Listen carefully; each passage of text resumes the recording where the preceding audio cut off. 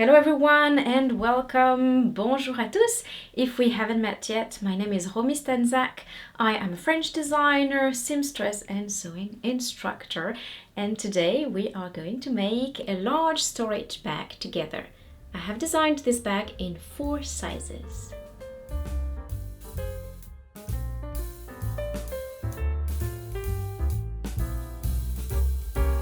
We have size S, which is perfect for tucking into suitcases or drawers, size M, which I love to use as a small weekend bag, and sizes L and XL, ideal for storing clothes, duvets, pillows, and more.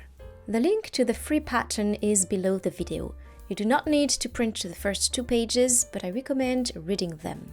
Print page 3 first to check that the test square measures exactly 5 centimeters on each side.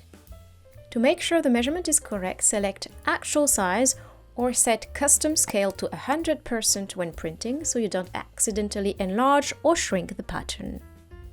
For page orientation, choose Auto. This will center the pattern on the page, unlike Portrait, which aligns it to one side. So I reselect Auto and print page 3 to check that the test square measures exactly 5 centimeters. If everything is good, you can go ahead and print the rest of the pattern and assemble it as usual. Each row has 5 pages. There you go, you can now cut the pattern in the size you want, for example the eldest size XL or the little one size S, which we're going to sew together step by step. For fabric recommendations, refer to the details provided in the pattern. I suggest using something sturdy like this gorgeous dralon covered in eucalyptus leaves. So first step, of course, ironing. I like to place the cotton cloth on top to avoid burning my fabric. Next, fold your fabric right sides together or wrong sides together. Honestly, it doesn't really matter for this project. Then place both pattern pieces on the fold of your fabric. Use pattern weights to hold the pieces in place, a fabric marker to trace the outlines, and sharp scissors to cut. Since the fabric is folded in half, feel free to pin it to keep both layers aligned and avoid shifting. Be precise at every step to ensure everything comes together perfectly later. Now let's transfer the placement marks onto the fabric, starting with those for positioning the bag handles. I flip the pattern and fold it at the handle placement lines. Then I place it on one side of my fabric piece, remember it was cut on the fold, and mark the 2 handle positions on this side. Of course, what we do on one side must be done on the other side too. Don't worry, I am using a friction pen so the marks will disappear with the steam or heat from the iron. Here are our 2 handle marks, and I have done the same thing on the other side. Next, we will mark the center and the 2 side notches on the wrong side of the fabric. This will help us align the sides of the bag later on.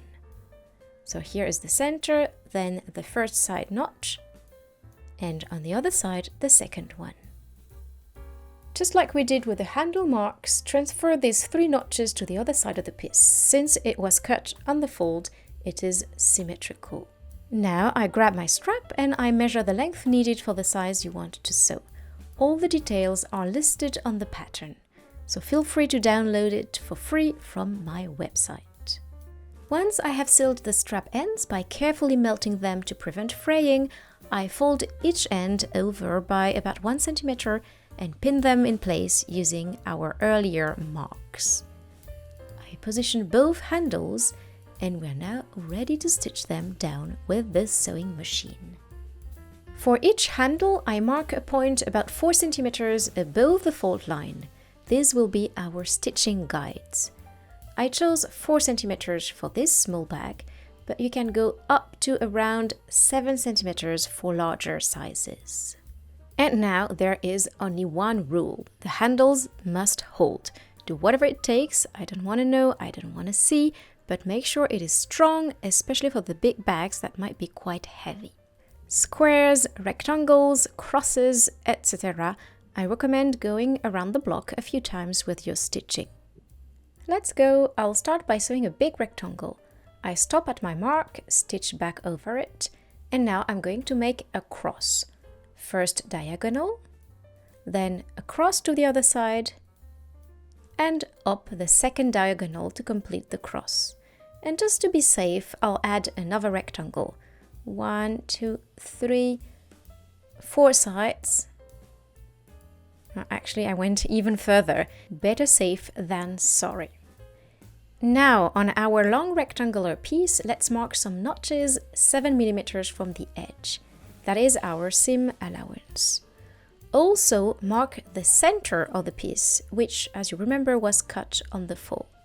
So here we are on the wrong side of the fabric with the center marked and notches drawn 7 mm from the edge on both sides. I have got some zipper tape and a zipper pull. I will cut the length that matches my piece. With a bit of extra room, it's always easier to work with. Then I will insert the pull into the zipper. To do that, separate the two sides of the tape, then use this little magical tool, the Wonder Zip, which you will find linked in the video description. Or, if needed, a regular fork works too. Just wedge the zipper pull between the tines, then guide both ends of the zipper into it, teeth facing down. Up, and voila! Just be careful not to push the pull too far and have it pop out to the other end. I like to stop a few centimeters before the end. Next step, place the zipper right sides together with your fabric and align the edges. Pin it in place, then stitch 7 mm from the edge, which is usually the width of your presser foot on most machines. We'll check that in a second. And for those of us who are extra motivated, which is all of us, we are going to insert bias tape into the seam as well. Be careful, the folded edge of the bias should sit right at 7 mm from the edge, so we catch both the zipper and the bias tape in the same seam. Today I'm using pre-folded bias tape that's 12 mm wide, so it is fairly narrow. So I place my work so that the edge of my presser foot is aligned with the edge of my fabric. The distance between the needle and the foot edge is usually around 7 mm, sometimes a bit more depending on the machine. That's why I tend to draft patterns with a 7 mm seam allowance, like this one, which includes them, of course. Watch closely with the bias tape. The outer edge of the presser foot stays aligned with the fabric, and the fold of the bias tape lines up with the needle and with a center guide mark on the foot. Ready? And let's go. Whoops, not too fast, there's a zipper pull in the way. I stop, lift the presser foot, and if needed, gently lift the needle too.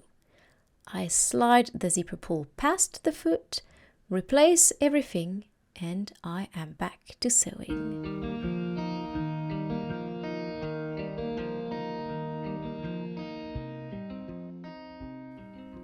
Don't forget to do a back stitch before stopping. Now we trim the excess seam allowance. Don't be afraid to cut through the zipper, and I am even trimming about 0.5 mm from the bias tape for a cleaner finish. Next, I fold the bias over to neatly cover the row edge. Look how clean that is. Then I top stitch 1.5 to 2 mm from the fold.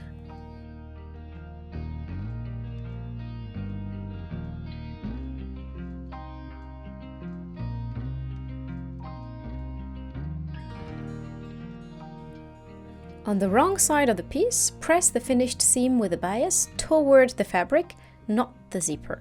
Then flip the piece right side up and do a top stitch 1 mm from the edge to ensure that the bias stays flat under. And also because top stitching is always neat, useful and pretty. Again, if you come across the zipper pull while sewing, stop with the needle down, lift the presser foot, move the pull to the other side, and continue. You might notice the zipper tends to ripple a bit. Don't let it, just press it down. To prevent the zipper pull from slipping off, I added a few machine stitches at each end. That also lets me trim off the extra zipper tape. And because everyone knows I am a perfectionist, I also melt the ends to prevent fraying and well, to maintain my reputation intact. All that's left now is to attach both pieces. At this point though, I always recommend a well-deserved break. A square of dark chocolate should do the trick. They say it's good for your blood pressure, and let's be honest, whether it's thread tension or stress levels, control is everything in sewing. Anyway, I could tell you all about the benefits of chocolate in the art of sewing, but it would be wiser to talk about my online sewing courses, especially my comprehensive pattern making course dedicated to creating custom accessories. To stay on today's theme, chocolate, I mean sewing your own accessories. In this course, we will learn how to draft our own patterns and manipulate them to add all the stylistic elements we want. From those patterns, we will create 3D prototypes going from 2D, the flat pattern, to 3D, giving volume to the prototype. This is crucial because our brain immediately understands what it is all about. Of course, we will also explore the different types of interfacings and how to use them appropriately, which is essential when making accessories. We will learn how to cut our pieces, interface them, add seam allowances, and carry out precise technical assemblies. We will also ensure our linings fit in smoothly without creating folds. In short, all the subtle details that make our accessories perfectly tailored. And finally, we will learn how to create clean, professional finishes, because whether we keep or sell our work, we want to be proud of it. Voila, the commercial break is over. Now to assemble our two pieces, we're going to add 3 new notches on the zipper.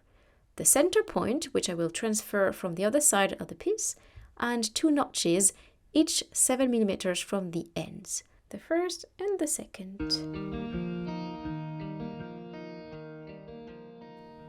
Next, I place my 2 pieces right sides together, edge to edge and center to center. Make sure to tuck the handle well inside. I pin the centers together and then I match up the corresponding notches. One side with the first notch on the main piece. There we go. I'll pin the curved area later, but first I'll pin the second side on the other side of the piece. Everything needs to be pinned very neatly. You probably remember how I played the nitpicker at the start of this video, insisting you be very precise with printing, assembling the pattern, tracing and cutting the fabric. That effort won't have been in vain. It's going to pay off now, as the pieces will fit together perfectly, even in the curves, where you will need to be quite generous with pins. Assembling a straight piece with a curved one is a bit of a challenge. It is a great practice for setting in sleeves, by the way, and if you notice differences in length, don't hesitate to be firm but fair with your fabric. You can gently stretch one piece while easing the excess of the other along the seam, and do that over a good length to avoid puckering. Once everything is pinned, we will do the exact same thing for the other side of the bag. Center to center, right sides together, edge to edge, and notches aligned. Don't forget to leave your zipper slightly open. This opening will allow us to turn the bag right side out later. And through the magic of editing, I'll soon have everything pinned. 3, 2, 1, done! Now I can stitch both sides of the bag. I start stitching at the notch, not right at the edge of the piece, but at the notch, and sew the zipper to the bag body along the entire length, finishing again at the notch. So here is my notch. We then go up to the edge. And we will do exactly the same thing on the other side of the bag. There is nothing too difficult here, just make sure to sew with a seam allowance equal to the width of your presser foot, keeping its edge aligned with your project. Be careful to handle all the curves well, and don't forget to start and stop at the notches 7 mm from the ends. also be mindful of your zipper pull. You will likely need to lift your needle to make room for it. Now we're going to snip into the seam allowance of the main body fabric so it can better shape itself around the sides. Watch closely. I'm working here on one side. I have sewn the pieces together up to the notch, and it's exactly at this point that I make a small cut into the seam allowance, stopping just about 1 millimeter before the seam. Be careful not to cut into the stitching. I do the same on the other side. Now we can finish assembling the two pieces properly.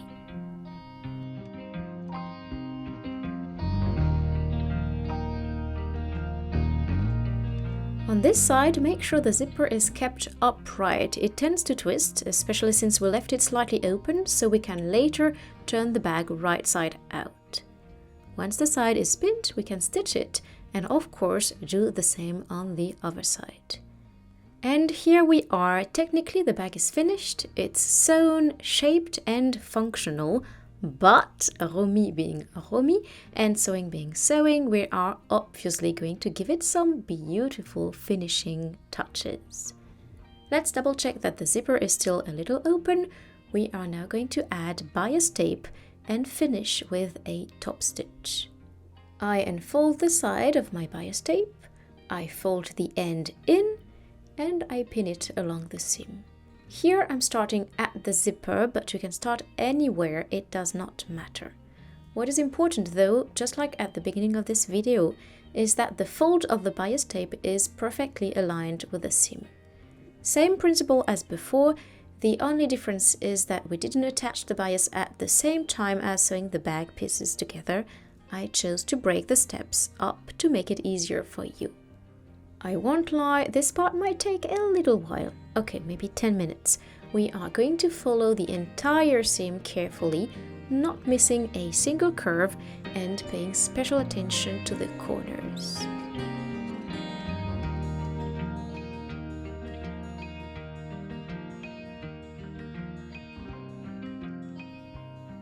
As you're now used to, lift the presser foot when you reach the zipper pull, let it pass and then keep going. Watch out for the first 90-degree turn. Stop right here, exactly like we did with the seam. We are 7 millimeters from the edge, presser foot width. You can even add a few back stitches here to strengthen this area. I then lift the presser foot and pivot everything a full 90 degrees, a right angle. Make sure to push the bulk of the fabric layers to the side so nothing gets caught. This is the trickiest corner since we also have to manage the open zipper. Let's replace it properly as if it were closed. Here we go. Now watch closely. I keep aligning the fold of my bias tape with the seam line. Since the seam forms a right angle here, the bias will need to follow that same shape.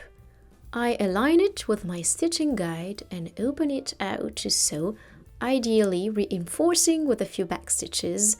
Corners are always worth strengthening. So we have got 4 turns and 4 corners to make. Once we've gone all the way around, we will trim the end of the bias so it overlaps the beginning by about 1 centimeter or so. So that's where we are at. It's like spring cleaning, it looks worse before it gets better. To clean everything up and reinforce it, we'll do the same as at the start. Trim the excess seam allowance while also removing about 1 millimeter of the bias so we can fold it over neatly despite the thickness. For the corners, I like to round them slightly. It makes folding the bias easier. Now, once everything is trimmed, and I warn you, there is usually quite a bit, especially with larger bags, we'll fold the bias over itself to finish the raw edge cleanly. Then we will sew it down by machine just a few millimeters from the edge. Be careful, it's important that your stitch catches the folded edge on the bias underneath. If you prefer, you can flip your project over and sew from the side where the folded bias is visible. Completely up to you. The first corner is done. I followed the curve as closely as possible. We added a slight round to make it easier. And also, when needed, remember to lift the presser foot to let the zipper pull through and guide along the shape of the bag. When we are finished, we can turn the bag right side out and finish with one last top stitch along the top edge. That will help keep the zipper from catching on the bias. Press the bias firmly toward the inside, away from the zipper, and sew a top stitch about 1 mm from the folded edge. We'll start on this side and we'll finish on the opposite side. And you'll see once the bag is filled, it will look so much better. So I position myself as close as possible to the zipper pull, do a few back stitches, and stitch all the way around at 1 mm from the edge. Take your time on the curves and always make sure the bias is folded inward, not under the zipper. At the end, same deal, stop with a few back stitches as soon as you can't go any further.